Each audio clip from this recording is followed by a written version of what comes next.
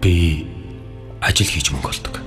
Гэхдээ хэрэгцээнд минь хангалттай хүрдэггүй. Цэвэр агартай цэвэрхэн хотод төрөөсөө хамааралгүй өөрөөрөө амьдардаг шударга нийгмийг байгуулна гэж хүмүүс ярьдаг. Гэхдээ агаар нь бохор, авилгалаар дүүрэн, хот маань хогтой, газар нь гадаад удаа зарагдсан улсад би амьдардаг.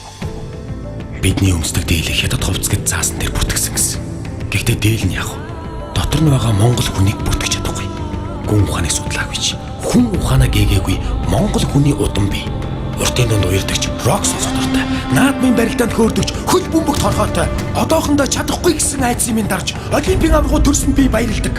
Удаатай, соёлгүй хот гэж харахаасаа илүү Улаанбаатар минь миний нутаг их залуус олон байдаг гэдэгт би итгэдэг. Багын найзуудын ихэнх нь гадагшаа гарсаж, би тэднийг эргэж ирээд ихийг бүтээн гэдгийг мэдэж, санал худалдаж авах гэсэн лөөрчнээс сохор зоосч гордохгүй залуус сайхан ирээдүйн төлөө хідэн зуугаараа нэгдэж ам зүрбэл гар зүрдгөн болж амт нөхөд ах дүүс болж байна. Амлсан мөнгөний өмнө алгаан тусаж хүлээх биш. Ажлаа хийгээд орлогоо олдог, авилга өгөхгүй, ай хаюулгүй, хүнтэйгэн газартайгаа хүндишгүй тэр эрэгтэйгэн хүн шиг амьдарч улс шиг хөгжлийг би хүсэж байна. Энд эцтэй, эзэн нь ирээдүйтэй, ирээдүйн гэрэлтэй.